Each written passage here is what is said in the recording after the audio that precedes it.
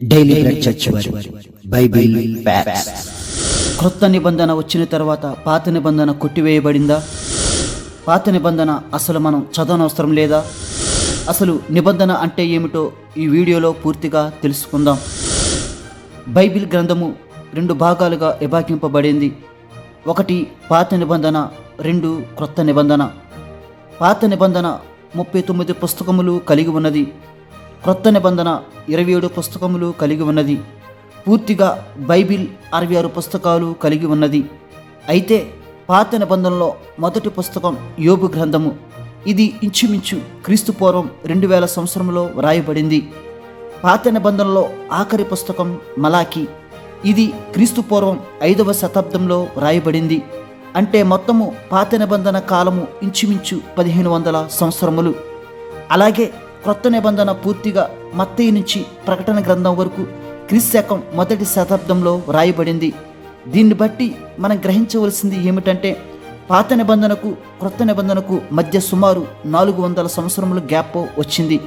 దీనినే silent period అంటారు. ఈ సైలెంట్ పీరియడ్లో దేవుడు ఏ ప్రవక్తల చేత గాని మాట్లాడలేదు, గ్రంథములు వ్రాయించలేదు. ఇప్పుడు అసలు విషయానికి వస్తే పాత నిబంధన కొట్టివేయబడిందా లేదా అని ఇప్పుడు తెలుసుకుందాం. 2 కొరింథీ 3వ అధ్యాయము 14వ వచనం. నేటి వరకును పాత నిబంధన చదువుబడినప్పుడు అది క్రీస్తునందు కొట్టివేయబడినని వారికి తేటపరచబడక ఆ ముసుకే నిలిచి ఉన్నది. ఈ లేఖనాన్ని మనం పరిశీలించినట్లయితే పాత నిబంధన చదువుబడినప్పుడు అది క్రీస్తునందు కొట్టివేయబడిందని పౌలు భక్తుడు సెలవిస్తున్నాడు. ఇప్పటికీ పాత నిబంధన అనే ముసుగు అలాగే నిలిచి ఉన్నది. క్రీస్తు శిలువ యాగంతో అది కొట్టివేయబడిందనే విషయం వారికి తెలియట్లేదని పౌలు భక్తుడు ఆవేదన చెందుతున్నాడు. ఈ లేఖనాన్ని ఆధారం చేసుకుని కొన్ని క్రైస్తవ సంఘాలు పాత నిబంధన కొట్టివేయబడిందని బోధిస్తున్నారు.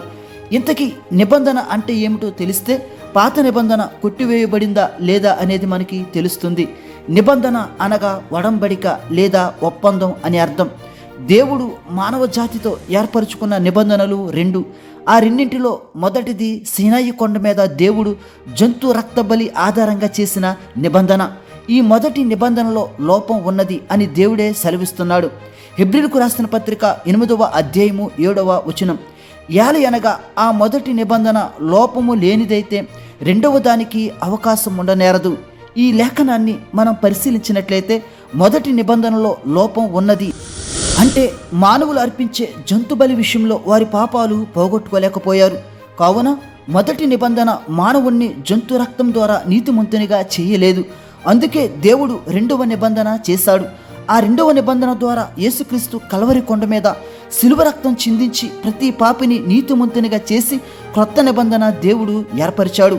హెబ్రీయులకు రాసిన పత్రిక 8వ అధ్యాయము 13వ వచనం. ఆయన క్రొత్త నిబంధన అని చెప్పుడు చేత మొదటిది పాతదిగా చేసి ఉన్నాడు. ఏది పాతగిలి ఉడికిపోవనో అది అదృశ్యమొకటకు సిద్ధముగా ఉన్నది. ఈ లేఖనాన్ని బట్టి 2వ నిబంధనను దేవుడు క్రొత్త నిబంధన అని పిలిచాడు. క్రొత్త నిబంధన అని పిలవడం ద్వారా మొదటి ఒప్పందం పాత నిబంధన అయ్యింది. ఎప్పుడైతే యేసుక్రీస్తు శిలువ యాగం అయ్యాడో దేవుడు చేసిన మొదటి నిబంధనతో పని లేకుండా పోయింది. అనగా జంతుబలి రక్తాలు చిందించడం ఆపబడ్డాయి. అసలైన పరిశుద్ధ రక్తం యేసుక్రీస్తు చిందించాడు కాబట్టి ఈ పాత ఒప్పందం మాత్రమే కొట్టివేయబడింది కానీ పాత నిబంధన లేఖనాలు కొట్టివేయబడలేదు. కొట్టివేయబడింది ఒప్పందం మాత్రమే గాని పాత నిబంధనలో ప్రవక్తలు రాసిన 39 పుస్తకాలు కొట్టివేయబడలేదు. ఈ 39 పుస్తకాలు నిత్యము నిలిచి ఉంటాయి. కారణం ఏమిటంటే ఇంకా రాబోయే రోజుల్లో నెరవేరవలసిన ప్రవచనాలు పాత నిబంధన లేఖనాల్లో చాలా ఉన్నాయి.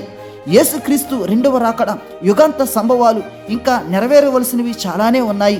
కాబట్టి కొంతమంది బోధకులు చెప్పినట్టుగా పాత నిబంధన కొట్టివేయబడలేదు. వీరు అసత్యాన్ని బోధిస్తున్న అబద్ధ బోధకులు. అంతెందుకు, ఇర్మియా ప్రవక్త కూడా పాత నిబంధన లేఖనాల్లో క్రొత్త నిబంధన గురించి ప్రవచించాడు. ఇర్మియా 31వ అధ్యాయము 31వ వచనం. క్రొత్త నిబంధన చేయు దినములు వచ్చుచున్నవి. ఈ లేఖనాన్ని బట్టి క్రొత్త నిబంధన దినములు అంటే పాప పరిహారం నిమిత్తమై పాత ఒప్పందమైన జంతుబలి కొట్టివేయబడి యేసుక్రీస్తు పరిశుద్ధ రక్తం చిందించి అందరినీ నీతిమంతులుగా చేయడం. జంతుబలి మాత్రమే కొట్టివేయబడింది కానీ పాత నిబంధనలో ఉన్న లేఖనాలు కొట్టివేయబడలేదు. కాబట్టి పాత నిబంధన క్రొత్త నిబంధన ప్రతి దినము చదువుకుని దేవుని యొక్క జ్ఞానాన్ని మేలులు పొందుకుందాం. దేవుడు మిమ్ములను మీ కుటుంబములను దీవించునుగాక. ఆమేన్.